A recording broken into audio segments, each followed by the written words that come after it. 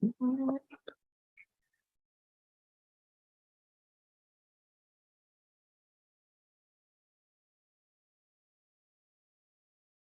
we're live.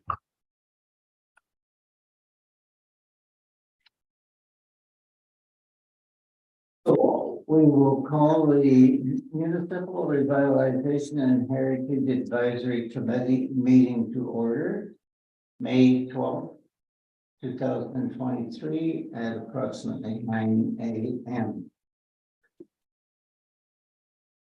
Approval of the agenda.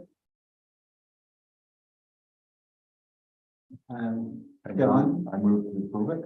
John? Perfect. And as we have a remote participation, we will be doing recorded votes. Counselor Edgerton. Yeah. Ramsey, Yes. Stewart, Yes. Davis, Yes. and Culver. Yeah. Carried. Exposure of pecuniary interest and general nature there.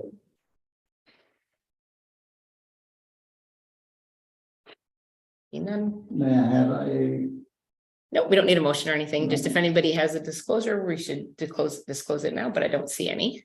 okay. Closed session at 1 this morning. And general business.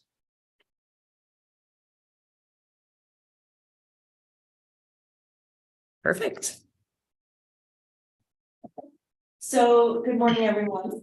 So the purpose of this meeting is for the Municipal Revitalization Advisory Committee to provide inputs to the Parks and Recreation Master Plan that is currently being developed by the township. So circulated with the agenda was some information and some questions that require our response to.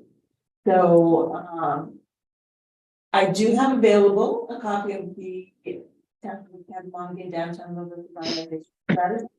If you have technical questions or you want some historical information, since I am aware that most of you were not on the committee at the time, in the development of that strategy, or may not remember exactly everything that's in it. So I'm here to provide some technical historical information, but other than that, your job today is to answer the questions. So question one is, maybe I'll just read the question so everybody in the world knows what we are talking about. So question one is, from the perspective of your committee, what are the top 2 or 3 priorities for improved recreation facilities that are within Cabin Monaghan, existing and new? And then there's a note, when thinking about future needs, consider that the population of the township is projected to increase to around 18,000 by 2051. And the older adult population is projected to be more than triple by that.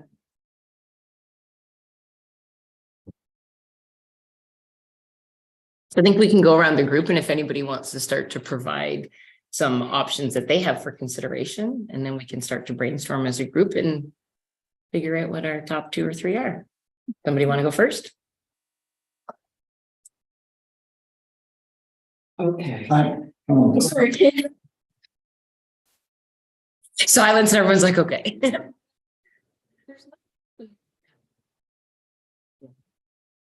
There's the only thing the kids have is North Cabin School. At playground equipment, and I don't know if they're allowed to go to the school after hours to use it. And we're getting more kids. I've got 6 preschool or under, they're all kindergarten, or not kindergarten, but young kids within my lot. I've got new family to the east of me. There's 3 in that family. I got 2 across the road. I got 1 next door. And there's new families moving into the west end of the Stewart line. And there's a farm next door that backs onto me, and even the woods right beside me, and he's been cleaning trails for the kids to snowmobile through the woods.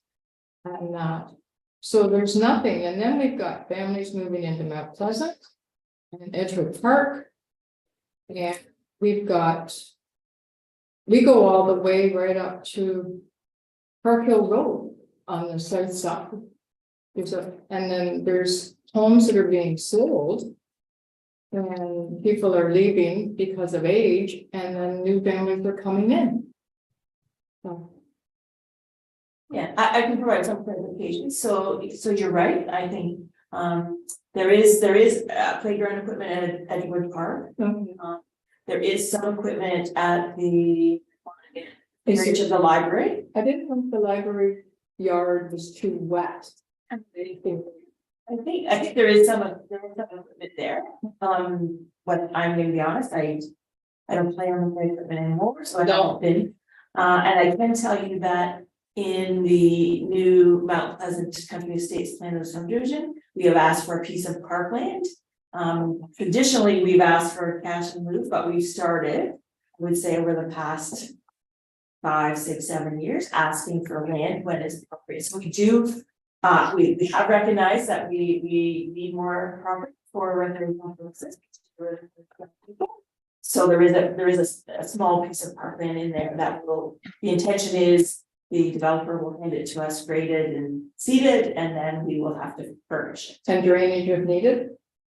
It's all drained because it's part of the plan of subdivision, Okay. so it's all been, But I meant the one at the library. I know it's wet in there somewhere. yeah, it's not wet all the time though. No, but it does dry, but it does get wet, because they have water problems in the basement of the library. Go ahead. But that's good to give you an idea. And the senior part, like, I have a girlfriend who's just retired and she's in Botcator. They have a seniors thing. She does carpet bowling, lawn bowling. And pickleball seems to be a new one coming in. We are People starting that here, yeah. That really want to get into it, and she's out 4 days a week. Doing her activities and stuff, and she's moving to Belleville, and I said, what are you gonna do down there? I'm looking for a senior center. So I'm hearing more consideration given to North End Recreation, and I'm hearing more consideration given to like a senior center, senior Yeah. program. Even Mount Pleasant Institute, they don't use it anymore. And it could be euchre, because I've got my cousin, him and his wife, they go down here to the Legion on Wednesday afternoons or in the afternoon and play cards for 2 hours.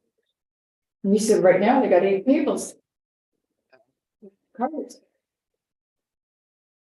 Good. Any other ideas? That's it. Good. I'm not really familiar with the areas. Not gonna make really a comment. I understand your concern.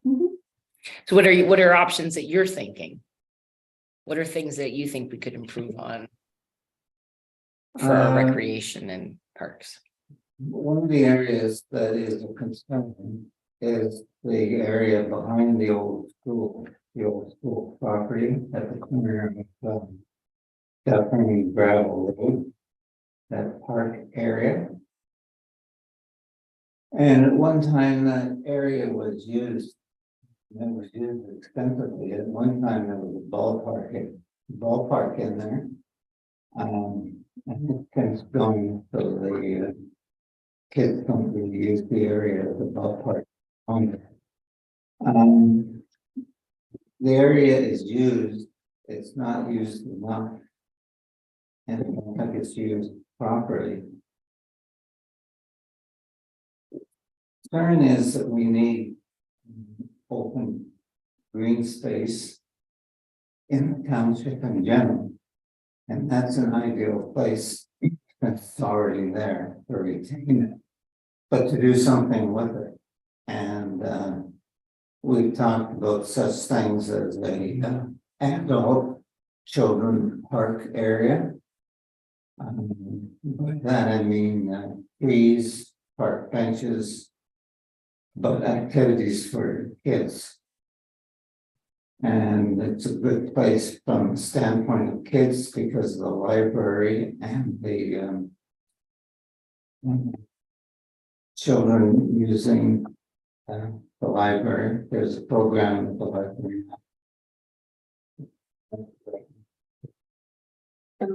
Early on. And those kids are looking for place to play in. Currently, they're playing beside my library. The space is limited. They can be moved up further in the park. I just asked for a point of clarification. So when you say the kids play, is it less organized play? So you're not necessarily looking for equipment, you're just looking for an opportunity to play outside in a natural environment?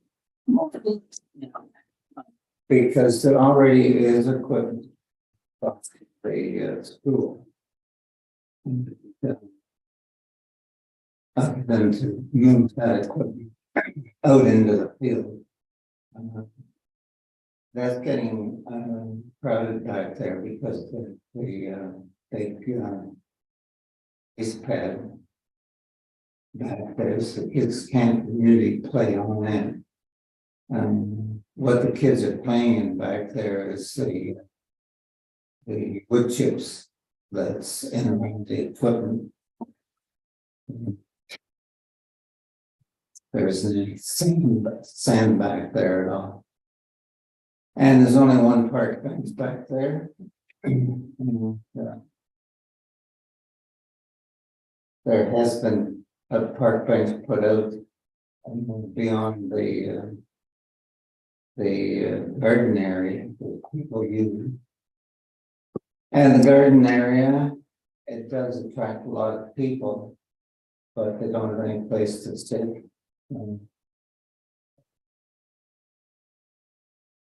So it's a big open area which is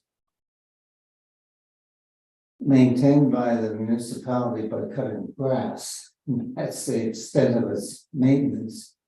So you're thinking more of like optimization of the green space at the old Millbrook School, Yeah, with consideration given to adults and children's yeah. combination with benches and trees and. And Yep. Good.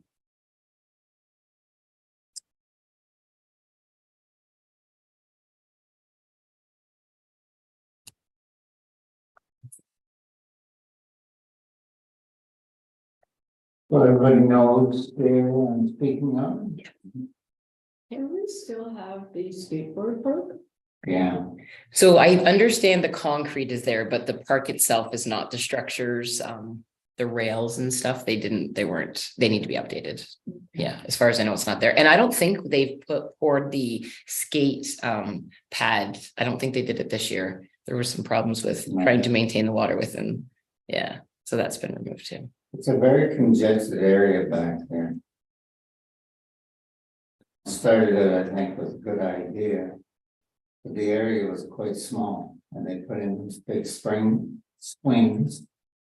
And then with the ice pad there. There's a shed back there. Keep tools in.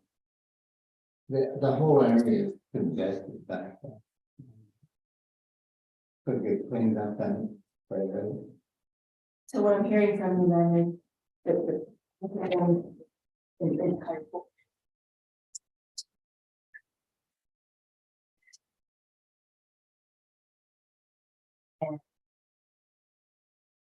essentially limit anything for other users. There was at one time a suggestion to put in but correct. And the neighbors stopped that very quickly. There are 17 pieces of property that back onto that or face onto that park. And so the neighbors have been quite concerned about the area that happens to it. So they stopped the building strictly right. That was the wrong thing for that area. The concern was it was a period of time span expand from dirt to. And council agreed with the time and stuff they. So that is not the type of thing that. Like to see that, like to see. Right. Do you have any comments in terms of the the change in the demographics over time, that we're an aging population? Do you see any particular? Yeah, I guess that's directly where this park area comes into. But there is parking facilities over there, a number of cars. If it was a park area that seniors could either walk or drive to. And enjoy a park with walking trails, trees and park benches. And even an area that they could put in home tier flower beds.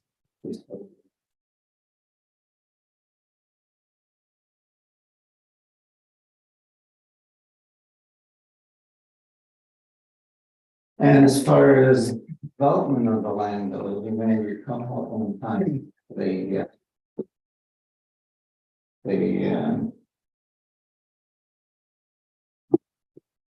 old age home by name, Centennial Plan? and no, the old age home that was built. Centennial Plan. Centennial, yeah. Both at one time, it's Centennial place we built there. Built really quickly. And that really wasn't just a matter of the neighborhood not wanting it there, it's making sense. You know, very practical place to put something of that size. Change my plans. Yeah. Well, if you think about it, practical standpoint, we looked at it, one of garbage truck going in and out, entrances first. And, you know, that didn't fit the garbage trucks in there, and going up and down the street all the time. Have to change some of the ways plan, so. Well, it's in a good place. I'm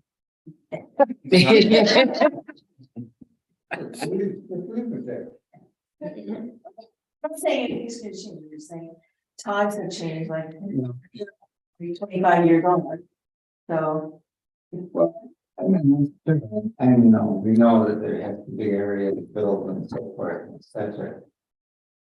And I think the big concern, and everybody, and I think generally everybody has that concern, is the green space is disappearing.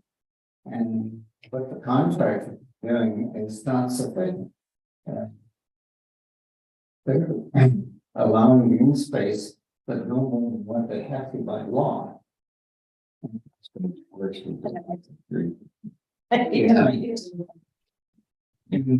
So it's like now a piece of green space.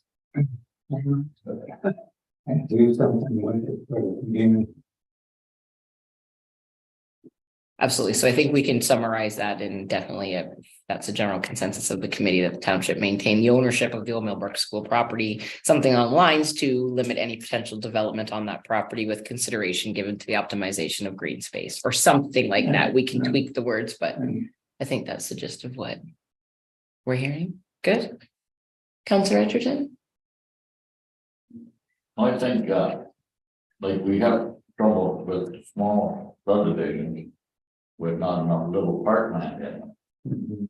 So council has to say whether they approve them subdivisions, not without parkland, so without taking the money out of that subdivision and putting it someplace else, put a little park, because there is kids, so let's get them off, we'll keep them in there. Maybe we should have, so that does all right for 6 months a year, the other 6 months of deputy. Was the weather, so maybe we should be talking to the school and see if they're utilizing their gym after school hours all the time. Maybe we could have done up some. Done here or check a law or whatever, and these your gyms and use them compared to school, so that'll give us a bit of. Winter weather stuff there, as far as having outdoor skating rinks. The climate has changed, so that you freeze today, building one in the morning, run down the ditch like it's on, so they got a waste of time. So, I know the one in Edgewood Park is used quite a bit by the small kids and kids. And the parent gathering, yeah. And used, but up around Mount Pleasant until this new subdivision, in the parkland there. And what they're doing with that one, I think there is a little parkland, but there's nothing in I. One of the situation, I didn't know on. And so, to be quite honest, it's always a discussion. When we evaluate a plan of subdivision, but we have to be careful because when you have such a small subdivision, you take them. And then you want a lot, ask for so much. So then we get too small a piece to make it usable, and then we also look at, is it feasible for the township to maintain tiny little pieces all over the place in the township? Better to, in that particular case, take the cash in lieu of parkland and use that money to facilitate the development of the school, Edgewood Park, the new one in Mount Pleasant. So those are kind of the things that we evaluate. But we have made, I would say in my time, we have made significant movement to the asset lately, as opposed to just taking the cash. But if we take and put it all in one place, township, then small kids can't get to that. And I think we read more. The mothers with a baby, but even pulling kids in the wagon, they can't head down county road. Yeah. Diet, so you have to have that at the start, we keep kids off the boat. I think we have to look at some little park, a little bit of equipment. Give these one.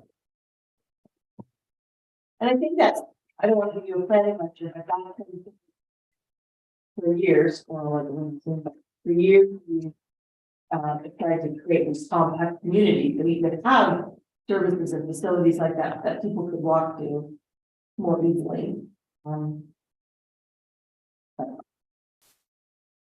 Is the township still on Davis lot? Yes, Slab? yes, It's never been. never been developed. Never been Long on spot. slab. It's. We fenced it, that's about it. There has been some discussion about that, I don't. Hmm? There's been some discussion about that. Yeah, well, at one point, the teacher federation or the teacher school board was going to buy it and build on it. But that never came No, around. it's still in the discussion, but not used.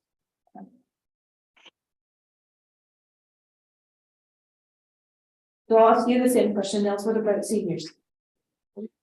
What about seniors, as information, over time, until 2051, we're gonna have significant growth in population, right? That you have identified that should be considered.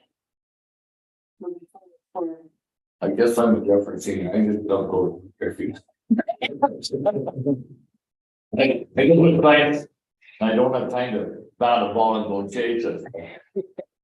I just go to work, like, so, I guess I don't know what really seniors would be looking for, I guess everybody would have their own opinion on what they would be looking for. You sort of have to look at something a little bit 12 months of the year, like the gym or something at the school, because like I said, we got 6 months of winter and 6 months of cooler weather. Or heavy weather, like the one of my. Like right today, super outside, and maybe by next Tuesday. It's raining, so, yeah, I guess I'm a poor one now about the seniors. Sure. Fair enough, we're just. But I think we have to have some activity like for them, whether they go play cards or play I guess that pickleball, up and that stuff a year ago. Yep. See, play with that on it. That you're calling it tickleball. It's pickleball, but I think. It makes me giggle in my soul, yeah. The forehead. Pickleball. Yeah. I was playing all again. At the school, they used to have that, what was it, tennis? They had tennis courts, and they dug them all up when they put the addition. They lost all them. They were, I think they're basketball. well, they were kind of both. They had- Yeah. I think you're- Complaints about the throwing basketball. Yeah, And that's not the reason they, no, no, but it's. but they lost. They lost that. And there was no place to put it, because it became a parking lot. So I think your council Argentina is very similar to Nancy's, the seniors hub for an all season ability with, so that Yeah. whether it doesn't matter what the weather is, that we can incorporate something. Seems to be the common theme, that's for sure. Yeah, we don't want to change their running in the high heat of the sun rather than cold, like they have the more indoor stuff. There's been a lot of utilization with the walking track for that because of the weather. If the sidewalks are slippery or it's icy or it's rainy, you can still, get your walks in and get moving. I was told the track was closed because of vandalism.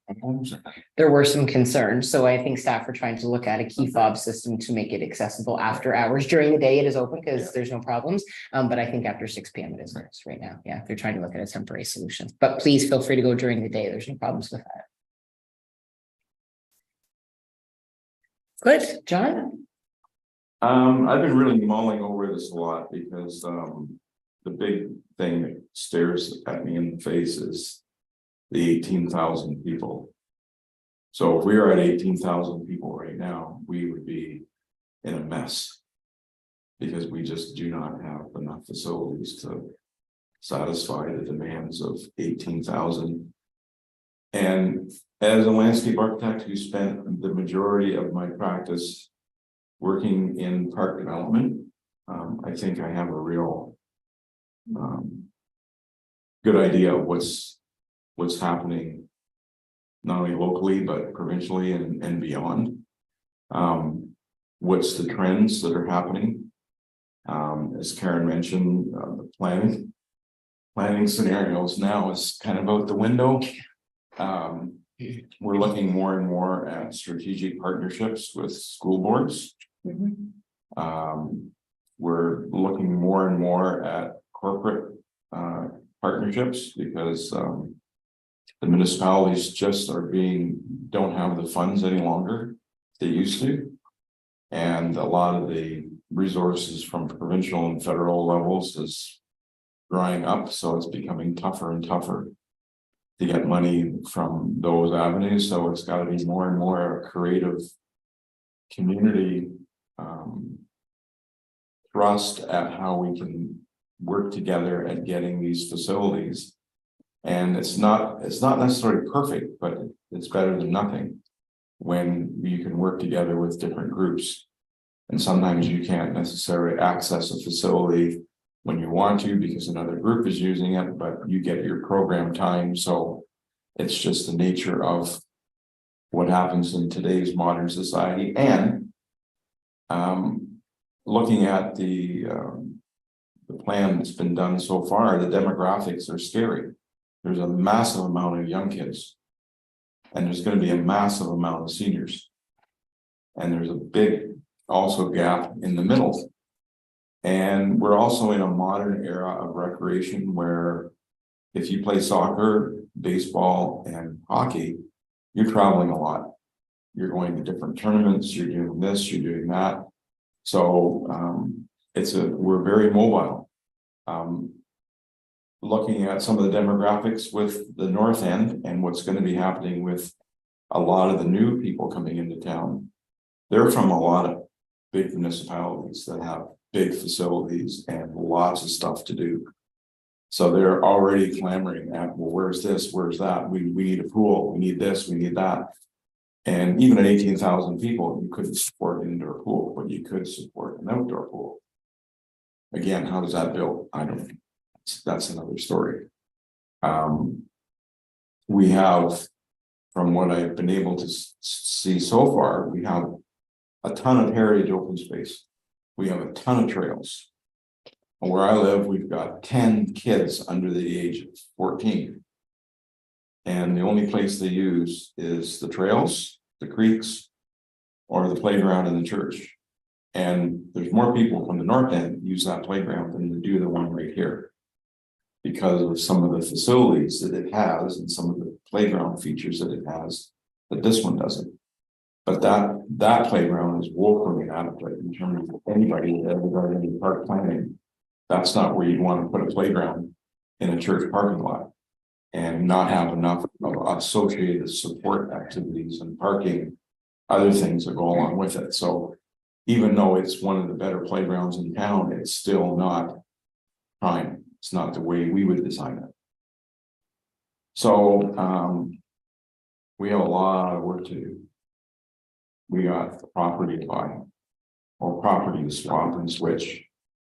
Because what became evident at the meeting the other night was tableland, flat tableland. We got lots of land that does this, but nothing that's flat. We're So rolling here.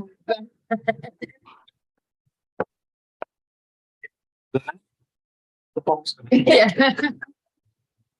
Did they change every few? yeah, you switch ends. Yeah, I mean, being an old farm boy, if I lived in Mount Pleasant, that new subdivision, that is just to be gangbusters for rollerblading or skiing in the wintertime, much to the chagrin of a lot of You people. just have to go to the back door, Yeah. because I can see their backyard. Listening to at the meeting, they were talking about how a majority of kids here in town learn how to swim through one person's backyard pool. Yeah. Yeah. So, I mean, and I'm not condoning that happens, but I mean, We used to have one up on, what? yeah. It's gone too. Well, I threw out an idea that carried 25 years ago when I was with the city of Hamilton. We were doing work on the waterfront. And we had a dilemma for a pool, but we had no place to put one. And the water quality in the harbor at the time was not the best. And I came across something and I just went, what? That back in the 1800s in the Thames River in London, they had a pool that floated right on the river. And since then, Germany, France, New York City, all have floating pools. Some of them are on barges that have been converted. Others are literally a floating vinyl pool. It sits in the water. It has basically a 5-foot dock, floating dock that goes around the perimeter. And literally you could stick it right in Mill Pond. Don't want to fall in. No, you can if you're in the pool. So the pool is actually sitting inside the water of Mill Pond. Anyway, it's just creative ideas, that's what it's about. possibilities. Take the island out and put a pool in. I mean, it's opening up right now, so actually, Yeah. Orca you might have to jump through some hoops with them, but hey, It was not too long ago. yeah, But pools are expensive to operate too, and especially with the insurance, like when we were touring around looking at building for this new arena here. Any place that had a pool. But you got rid of insurance. yeah, big issue. But I think the bottom line is we behind the 8 ball in terms of providing adequate facilities for 18,000 people. Master plans, you gotta plan ahead. Yeah, you gotta figure out how you're gonna pay for it. And I've done enough municipality work with municipalities and as a private consultant, going into small towns like Millbrook, and you know, God bless the Lions Club, the Rotarians, and the Kinsmen, but the days of throwing in a swing and a steel Paris playground structure are gone. And kids, because they travel a lot and they go to different places, they know what more progressive playground equipment looks like. Mhm. And then you've got accessibility playgrounds too. Well, that's not even, that's part of the design package right from the start. You don't even consider building a playground with accessible, and some accessible components and stuff like that in it. So the bottom line is, yeah, it's nice to be able to have what we call a walking community. But, you know, we've been spread out a lot, and walking is not the easiest. As the subdivisions start to get things more condensed, there'll be that opportunity, but if you don't have parklets or parkettes or some of those things, it's just, I mean, there's a point where you don't want to get blisters because you're constantly walking on hard surfacing.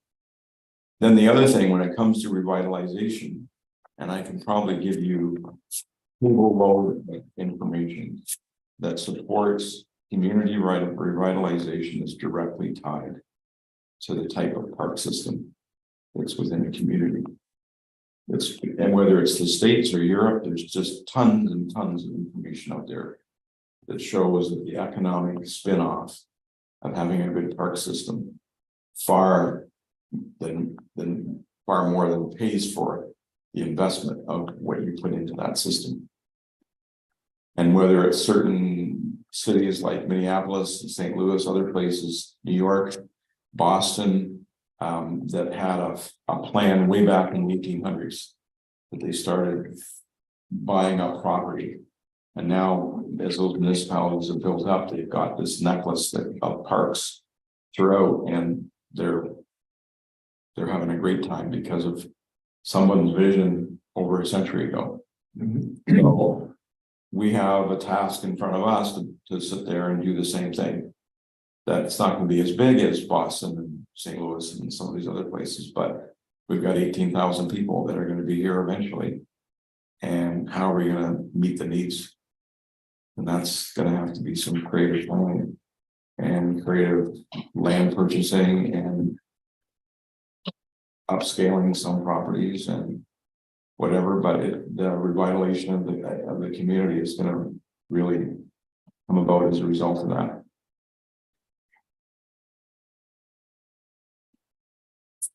So yes, and on top of that, the seniors, there's ZEP here for them. In terms of, I consider myself more active. So I don't want to do more than card playing right now, other than the walking track and a little bit of skating and the trail walks.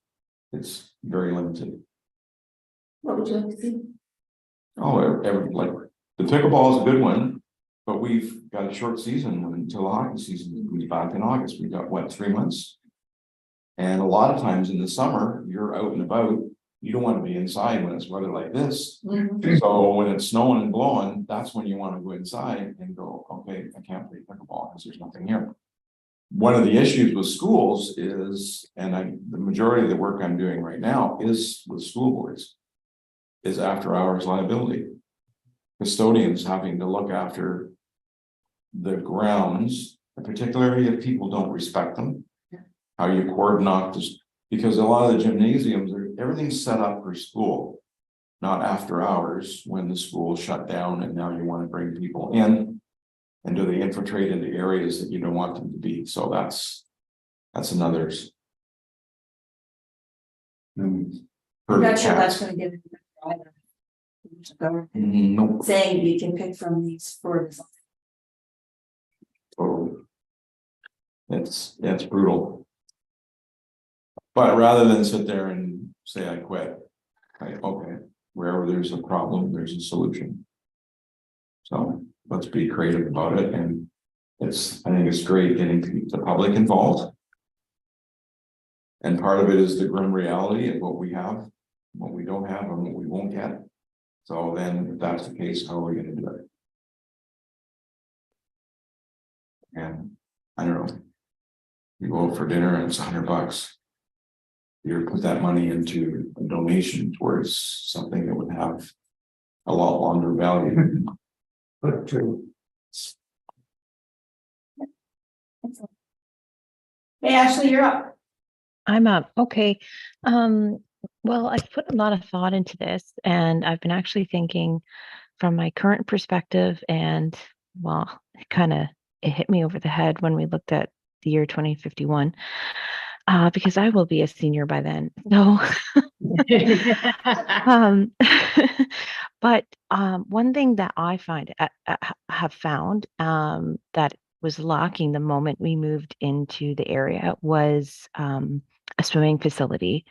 We were excited to see that a rink was being built, and we've utilized that. And I definitely will be utilizing the track this coming fall and winter due to new circumstances for my family. But right from the get-go, my husband and I have been craving a pool that's closer than Peterborough, and sort of thinking it through with the information presented. I think it's an activity that is fantastic throughout the year, but also from the perspective of seniors as well. Like during the day, you could have programs in the pool that would, capture off times that either students or, younger children wouldn't be needing the facilities. So that was the biggest one that I was thinking. And I think I understand that the current rec center is slated to be like a two-phase development. So I believe phase one was like the first pad and then the second pad. So I don't know if the second pad was just a concept and it was built accordingly to accommodate that, or if that was just like a future plan based on funding or whatnot. And then beyond that, I didn't know if that's something else that could be incorporated into the existing rec center, or if it's something that would have to find a new location. But anyways, long story short, a swimming facility of some sort that could do senior programs, swimming lessons, lifeguarding lessons, that would pull, all of our Cavan Monaghan community together would be fantastic. And I think would be so utilized because even though I understand and we have checked out the pool in Peterborough, it's still like a good, 35-minute haul, at least from where we are.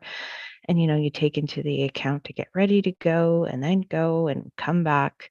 It would be just so convenient to have one located, somewhere within the Millbrook sort of footprint. Um, and I think too is at that point in time, I know it's a huge undertaking. I know how expensive pools are to construct and maintain.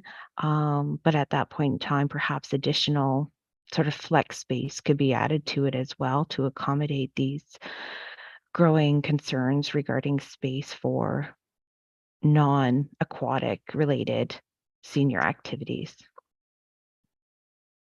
So that's it for me. Thank you. Right.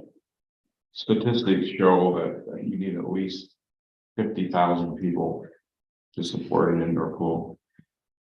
And that's getting even greater. So from the work I did with the city of Hamilton, that's a grim reality. So unless it's a private facility, municipalities just don't have the money to support something like that with the population base that we have. You can see it even in the city of Peterborough's transition. Like Sir Sanford's taking the pool out. Yeah. Now they have a wellness center, but we have the why, but even Trent's was down for a long time. I think they're bringing it back, but there's just not the bandwidth for it. The Trent, the pool? They didn't take it out, but it was decommissioned for a while. I think now they're spending the money to do the repairs to bring it back online, but it's been out of commission. Life cycling. Here's your scuba diving.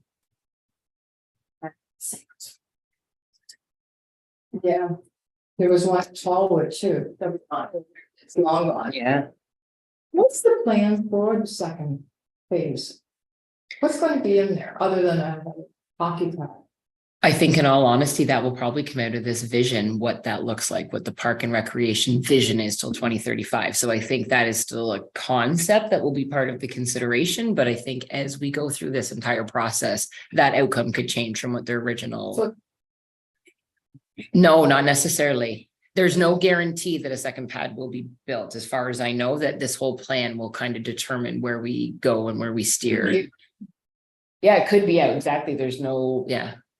Okay, so fitness studio. It's very small. It's not good. Like Mary Robert can't even get her people in there. She had to go to the Lions Den. When she's still doing it. By the time she got her equipment in and got the people in, she couldn't do it. It's like a bigger studio to friend, or that's the, yeah, the non-aquatic. Yeah. Yeah, like weight training, I mean, see here, weight training is real, Mhm. so we don't.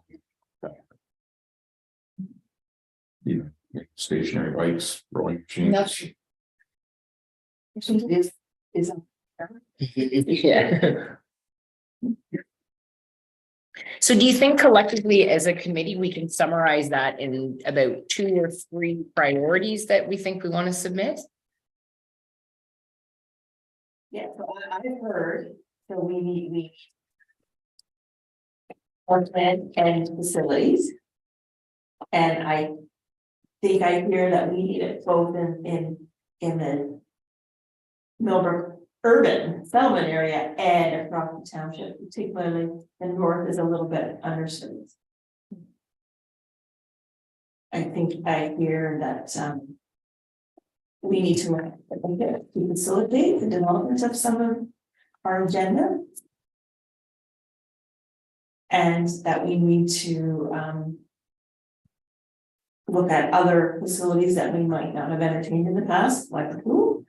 And that we need to tie our recreational plans to our goals in terms of economic stimulation and amenities for our growing population. And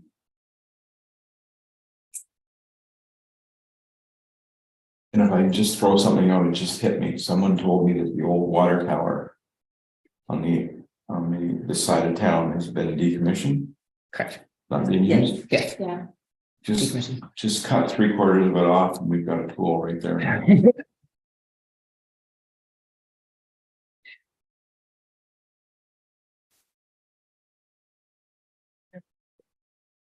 They had a major fire down there.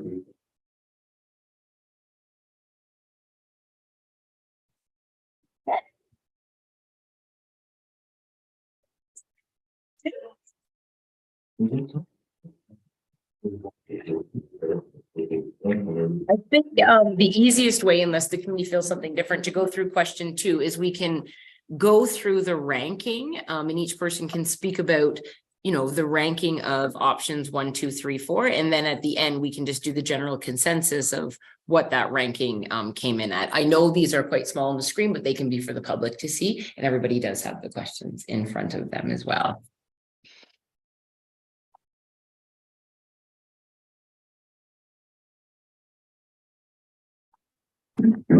So are we moving on to question 2? Yes, we are, Chair.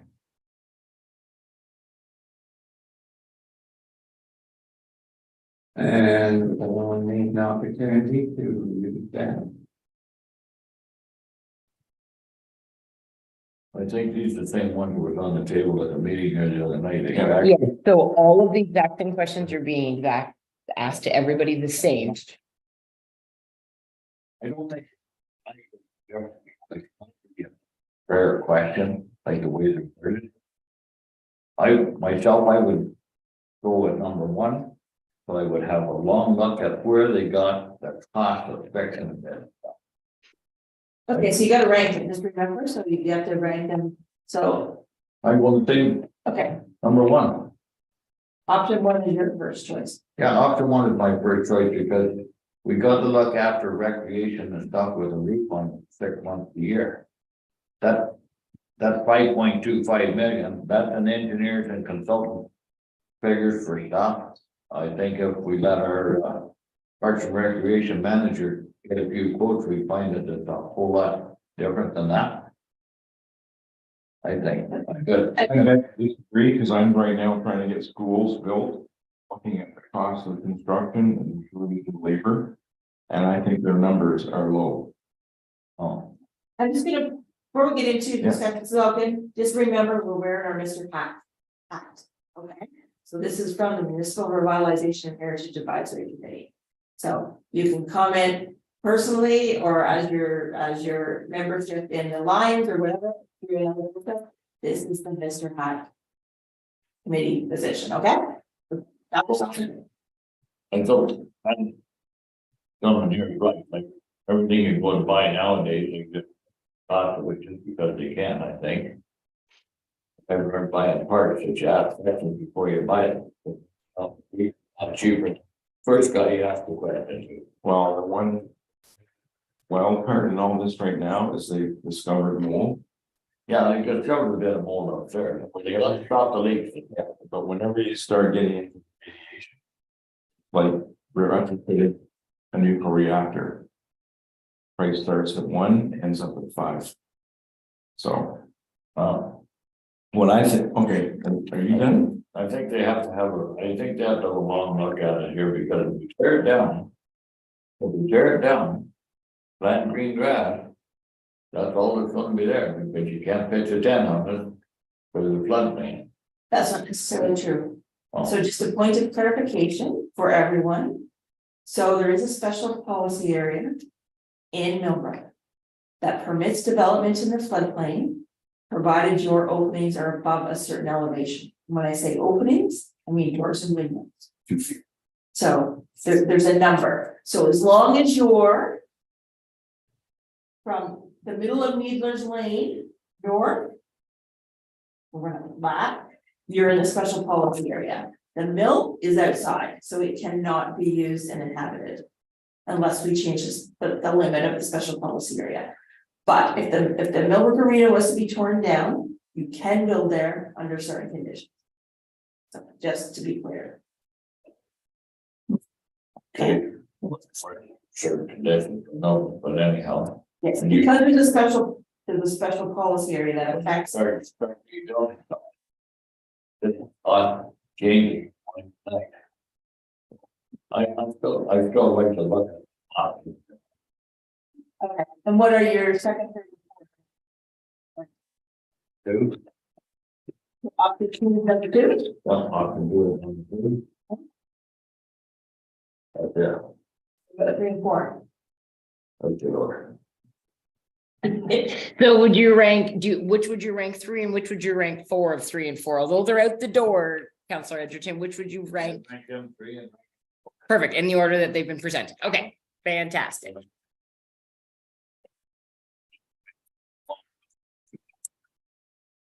Perfect.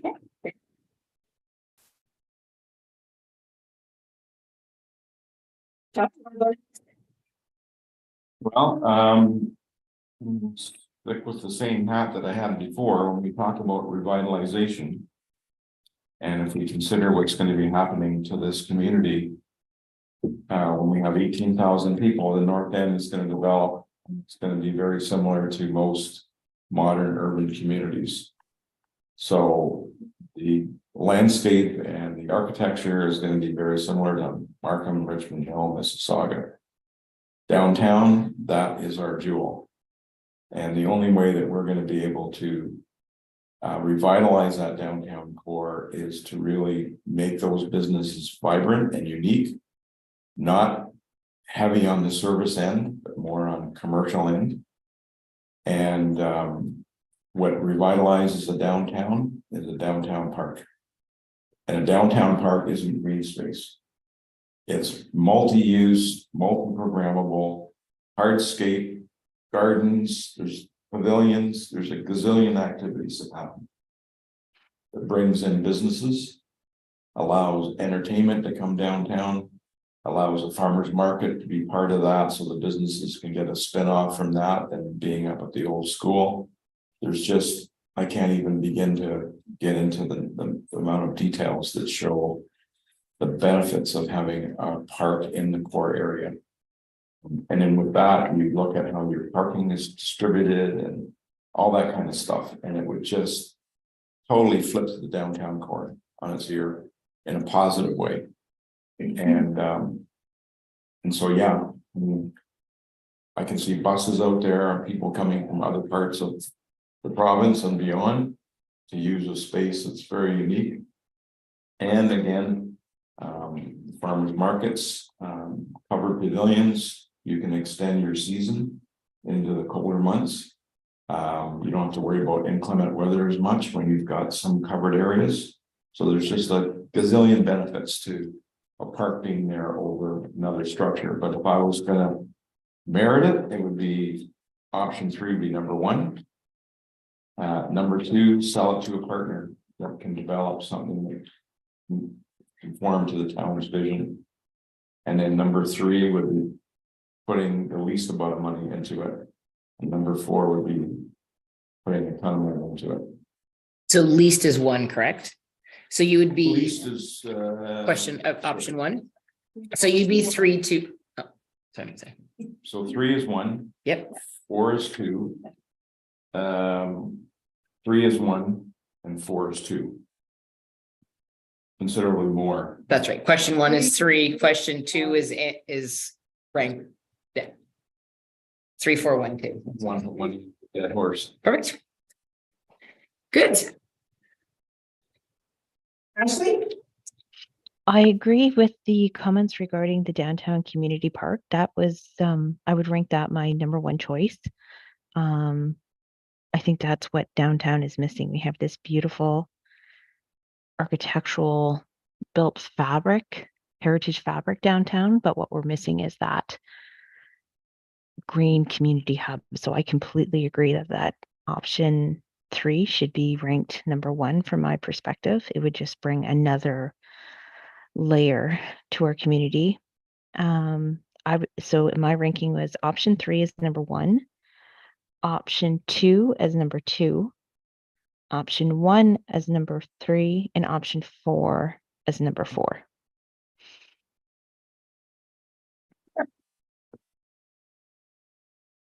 Nancy? I agree. Option 3 is number 1. They talked about tearing down and removing that arena or building a new one back in 1985, 86. Because I was at the meeting. And I was skating there. That, and in 1960, roughly, roof had to be, the snow was so heavy on the roof that they had to close the arena down because we had to hold family skating and Omimi. The arena was closed.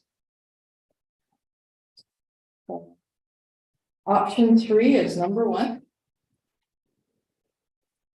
And option 1 is number 2. Option 2 is number 3. And option 4 is number 4. Thanks. Mr. Ramsey? So option 1 is number 3.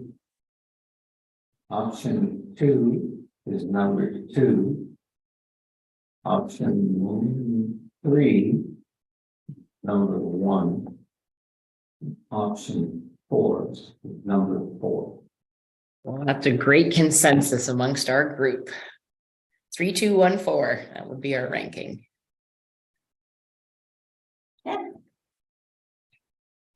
So option 1, the committee will rank as number 3. Option 2, the committee will rank as number 2. Option 3, the committee will rank as number 1. And option 4, the committee will rank as number 4. Great. Good job.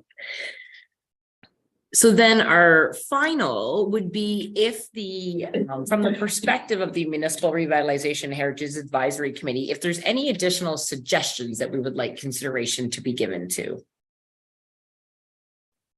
There's been quite a few things that we've talked about here. I think based on the generalization that we have captured question 1 under, this was where we could be a little bit more specific if we wanted, such as through you, Chair, you had mentioned, the township maintain the ownership of the old Millbrook School property to limit any potential development, to optimize that green space usage. So we didn't get that clear or specific in question 1. So this would be if there's specific things that we might like them to give additional consideration to, or if we think we've gathered it in our generalization of comments, that's fine too. So if there's anything else that we would like to add, this could be where we would add that.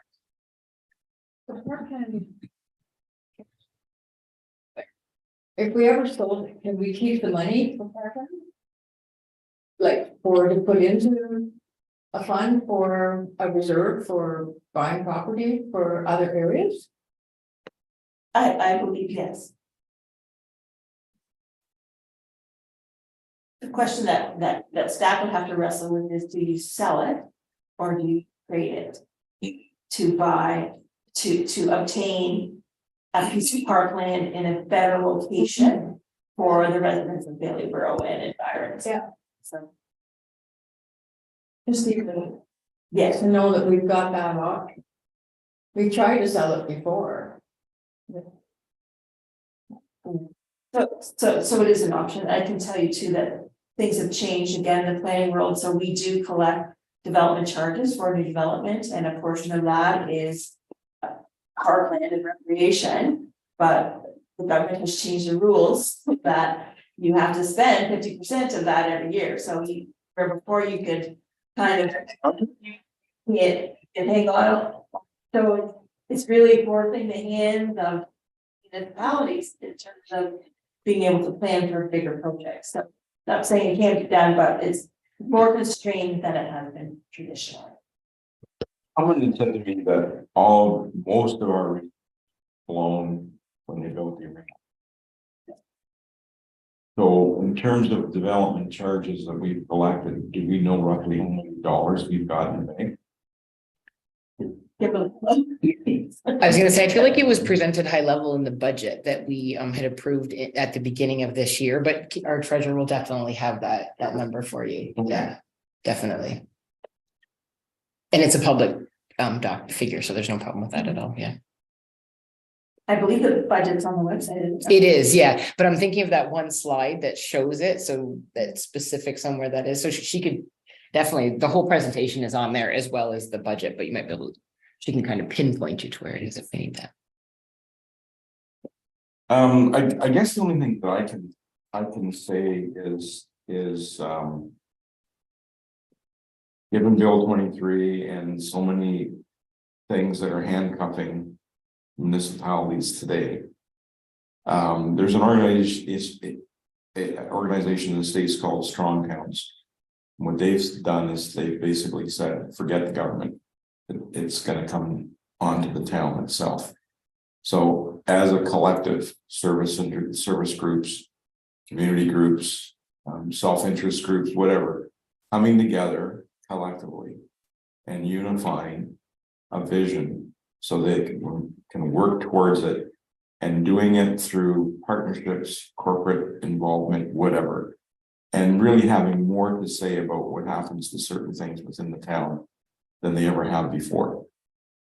So in some ways, it takes the burden off staff because they're not meant to be salespeople.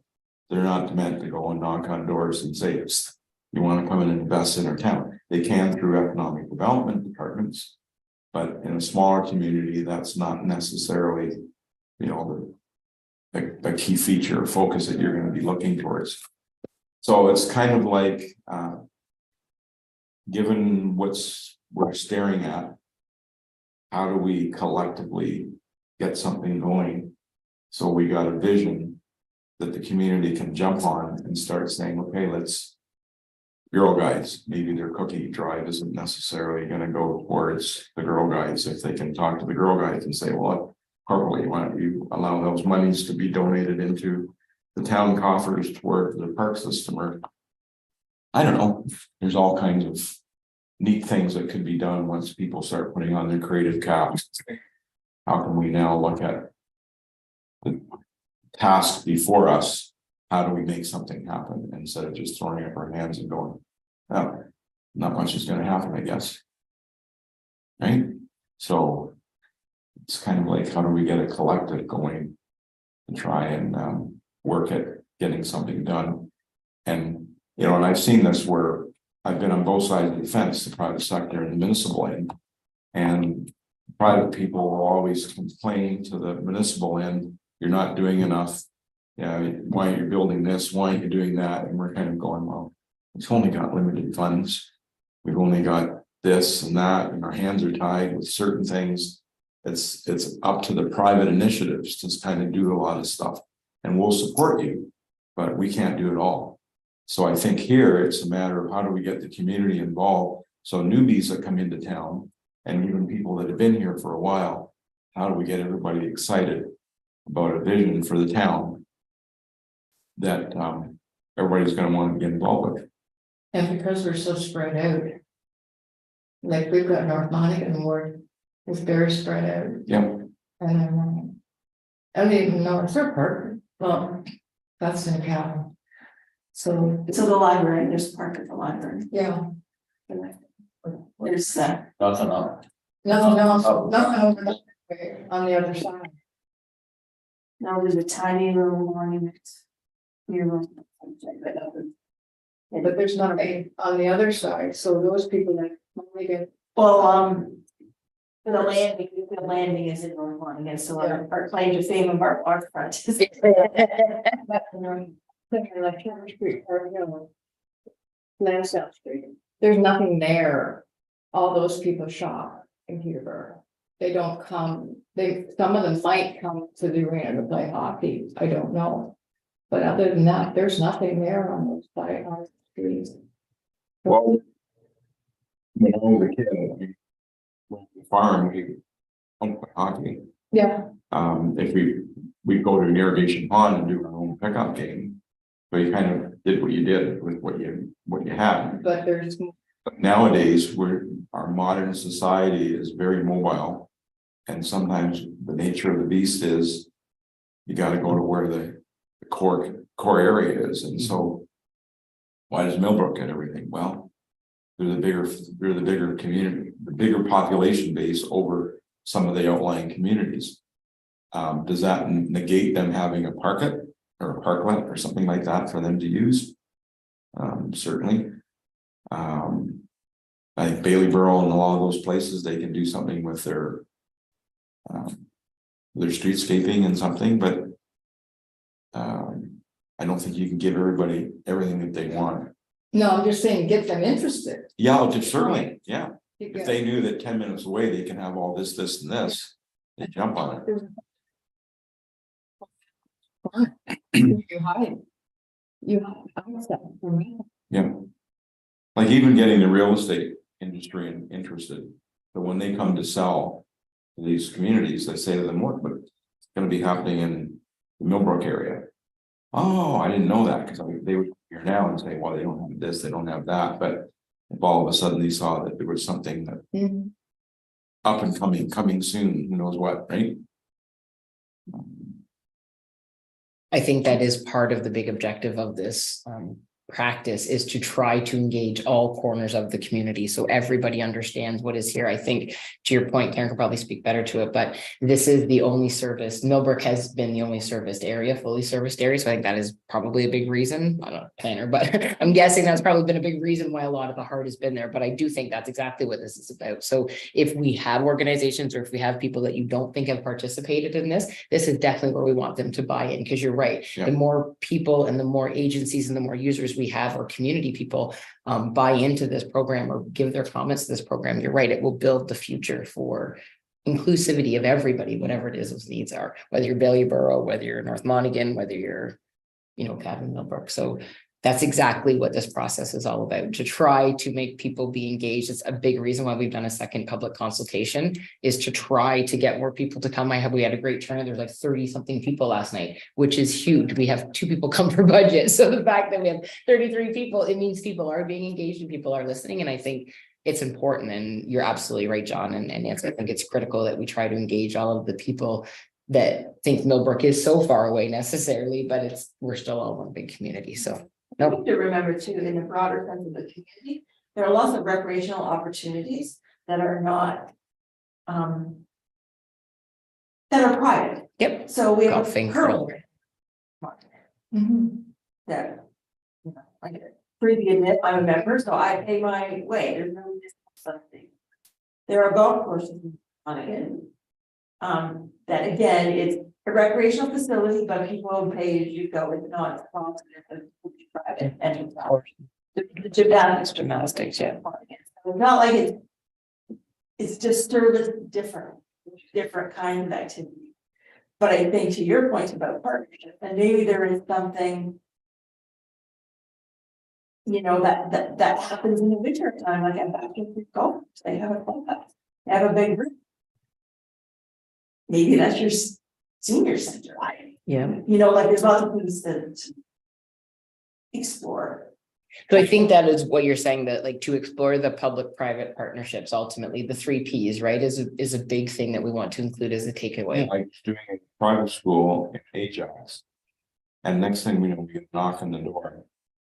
From a private company. That would come and put a dome on their property, no charge. 25-year lease, you can use it anytime you want. Because their business model showed they had enough payer user groups. That would pay for that dome, and then they could let the school use it anytime they wanted. So I sort of went, wow, so if we had some property. That we could put a dome on and get a private investor to come in and do it. It takes the onus off the town. And gives us multi-purpose soccer, lacrosse, basketball, all these other things. And we didn't have to pay a nickel. But we need the land. But again, it's kind of like the same thing. Well, this is all that's in front of us. Now how are we gonna do it? Right, I think. The bigger complexes for. The love areas like this right here for the outside into, but still. On their little subdivision, we still need small parks for people to go to. People just some fun to use them, but at least to keep them off the street, they go there. Gather there. Like, we have to have 2 things there. Going on. I tried to put a dome up at the end of the avenue and I got shot.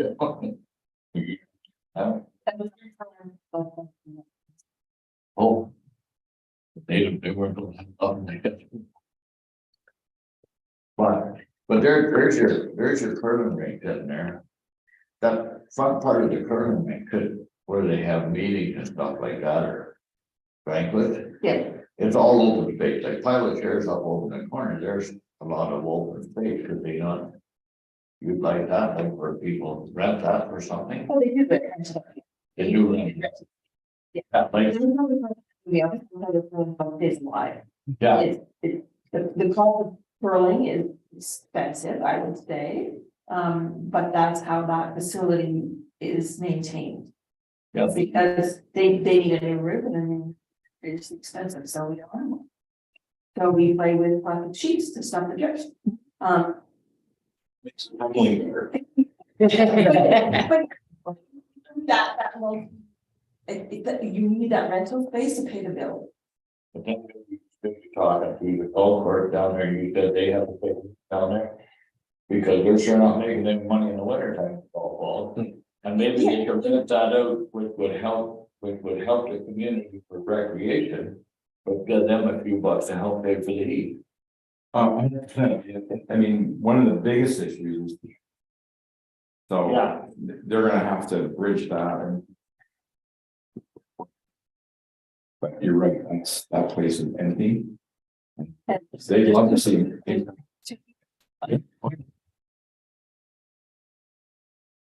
So. They said. So they don't want to land down to use that golf course. That's small. And adding to that, if they can see a business model that would make benefit to them, they may add an addition. To the facility. Yeah. Because they now got a market they never even thought about before. If the community is helping to promote it and it goes in their direction. So it's win-win for a bunch of people, right? Yeah, they can help me, in the winter time, and help pay some of their bills because they rented it out at a decent rate. Which now is just a straight cost. Yeah. For them to keep the doors or keep it heated. Maybe they talk to them, see, and I don't. Forget who it was that was telling me if you looked at the increased taxes you would pay. To put some of these facilities in place. And because I've worked for municipalities, I know, and you probably can admit it. That you don't make money the same way that a private company does. fact, you lose money. And that's part of the legislation, the Right. municipalities not to me, yes, you're Right. absolutely right, yep. So a lot of times when a municipality puts in a service, it loses money. Where that same service in the private sector is making money. And so I used to argue this at some public meetings when people would say, why can't we have this, this, and this, and this? And I'd say, okay, so if you put that in, your taxes are gonna go up this much. Now, if you took that same amount and your taxes don't go up and you put that into your user fee at some of these other places, you're actually paying less money.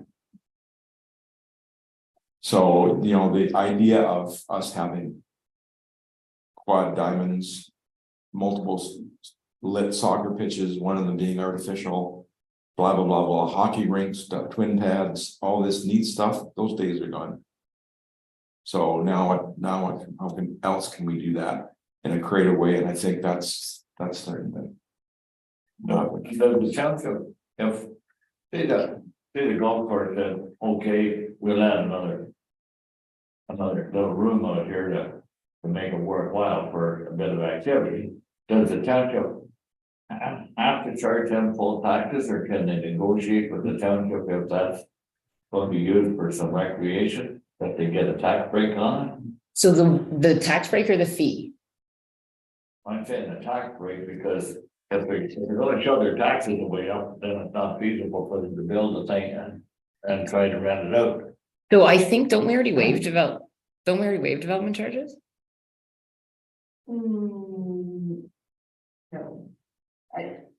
Like for, So it's all, development charges are collected based on building, something like stuff. I'm not sure if there's any. recreation, oh, okay, gotcha.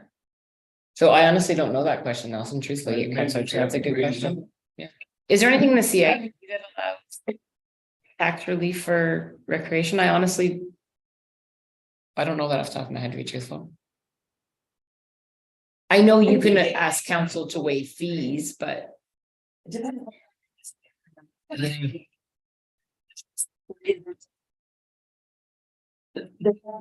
the best of my knowledge, not in any real quiet vision of private recreation. Yeah. The dance studios. Yeah. With permits, if the building was there, some knowledge charges. Yeah. But for example, we want to rent the space here at the arena, not one of the rooms. You can get the Legion for $80 for the night. That's cheap. A lot cheaper than this. So. That's the private sector. To some degree, right? Mm-hmm. And they probably welcome more users coming there and using the space. They're promoted it more.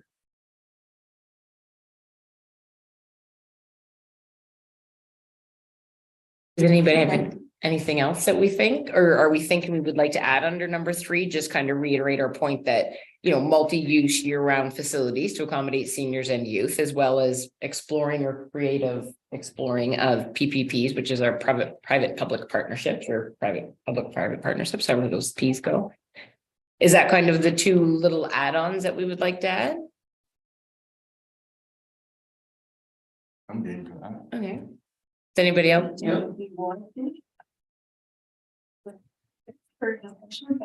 Making sure that the.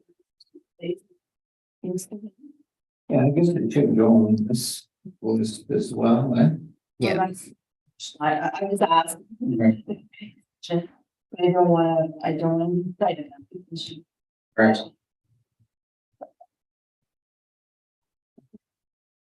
Does the committee agree with that as a whole too, to add that the township maintain the Old Millbrook School lands?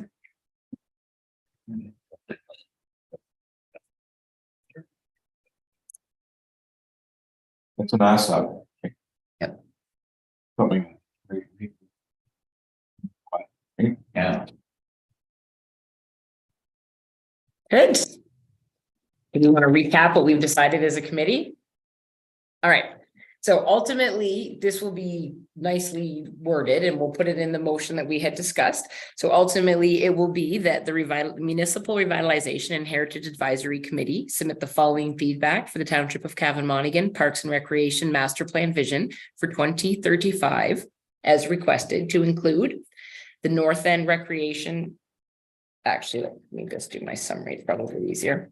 Yes, additional consideration to be given to the North End recreation.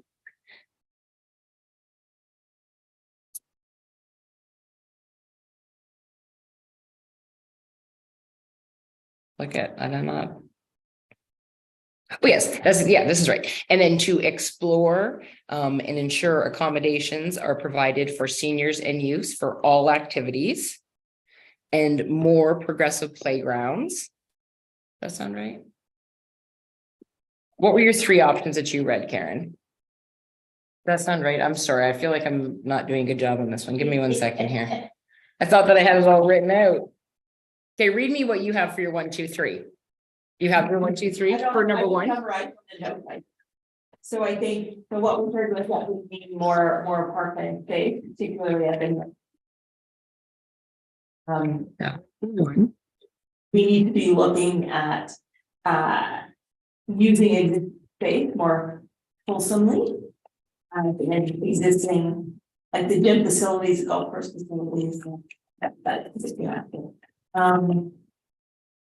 we need to look at strategic partnerships to facilitate that use of our facilities.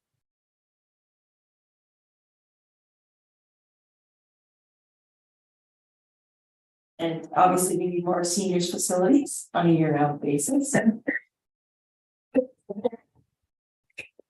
those facilities, and the facilities people are looking for include Ashley Pool, we need trail development, we need more playground equipment. And passive parkland in terms of benching, fresh air, and bird watching. Seniors facilities year round to include. Modern playground equipment. And